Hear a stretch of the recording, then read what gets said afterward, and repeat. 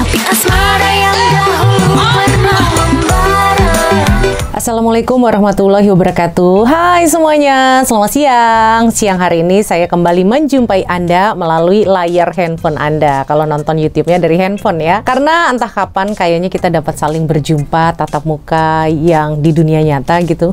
Sebelumnya saya ingin mengucapkan selamat menyambut Hari Malaysia pada hari ini tanggal 16 September 2022. Semoga untuk Anda semua subscribers saya yang warga negara Malaysia dan juga untuk kita warga negara Indonesia yang tinggal di Malaysia ini, kita berdoa bersama-sama supaya Malaysia selalu menjadi negara yang makmur, jaya, dan sejahtera. Amin, amin ya rabbal alamin. Di hari ini saya akan mencoba menjawab pertanyaan dari akun bernama Mila aja. Dan siapa tahu saja, bukan hanya Mila ini yang perlu jawabannya, tapi ada dari Anda juga yang sedang mencari informasi tentang hal ini. Pertanyaan yang ditulis seperti ini nih. Assalamualaikum Kak Ika. Waalaikumsalam. Tolong tanyakan, saya blacklist tapi saya di Indonesia. Saya sudah menikah resmi di Indonesia. Kemudian dia menulis lagi, nggak bisa karena saya di Indonesia tak punya orang tua lagi. Saya sendiri aja di Indonesia. Dan saya tetap mau masuk Malaysia karena hutang saya sama makcik saya 40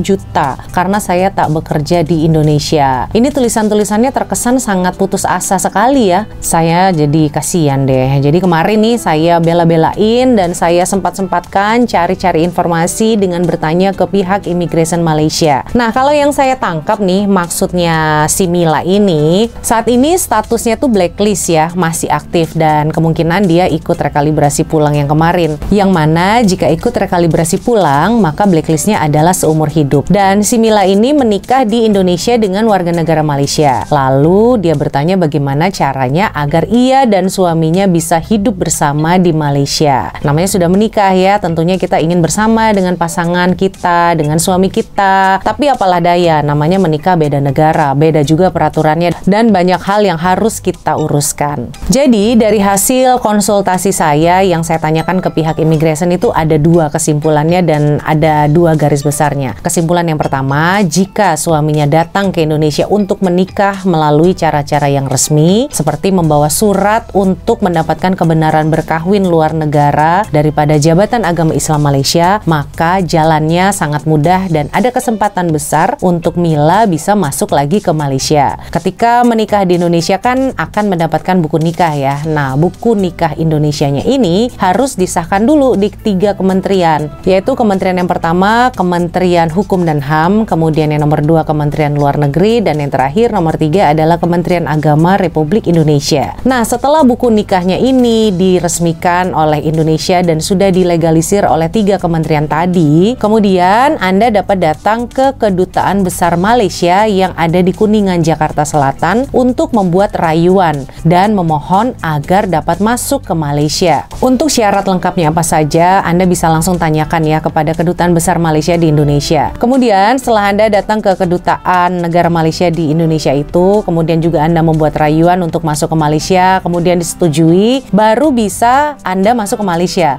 Nah, ketika Anda sudah bisa masuk ke negara Malaysia dengan menggunakan visa pelancong 30 hari itu, Anda dan suami Anda harus mengurus pengesahan pernikahan Anda ke Jabatan Agama Islam. Kemudian setelah semuanya diurus dan semuanya sudah settle dan sudah siap, baru bisa datang ke Ibu Pejabat Immigration Wilayah Putrajaya ke bagian paspor dan siasatan untuk mengajukan rayuan dan juga memohon agar status blacklist Anda dapat ditinjau ulang. Nah, setelah di bagian paspor dan keselamatan itu status blacklist Anda bisa dibatalkan dan dicabut, Anda bisa mengurus visa istri ikut suami. Nah, ini Anda harus buka file dengan dokumen-dokumen yang sudah diurus dari Jakarta tadi. Jadi ini adalah garis besar rangkaian jalan pengurusannya. Saya hanya bisa bantu sampai sini saja. Untuk pertanyaan-pertanyaan lainnya yang lebih teknis lagi, Kak harus apa aja dokumennya, berapa di fotokopi, berapa lama kepengurusannya, itu saya juga belum banyak dapat informasi. Yang yang bisa saya sampaikan di sini adalah ada harapan untuk berumah tangga dengan suami Anda yang warga negara Malaysia ini di Malaysia untuk tinggal bersama-sama, dan tentunya proses pengurusan ini semua akan memakan waktu yang sangat lama, bahkan sampai berbulan-bulan karena harus mendatangi banyak instansi pemerintah. Juga pasti akan mengeluarkan biaya yang cukup besar, sangat besar malah mungkin, untuk transport ke sana ke sini bolak-balik dan menguras tenaga juga pikiran. Tapi inilah yang namanya perjuangan rumah tangga. Untuk menuju kebahagiaan tentunya memerlukan pengorbanan. Sekali lagi untuk Mila hanya sampai di sini ya. Ini adalah kesimpulan yang pertama dan garis besar yang pertama.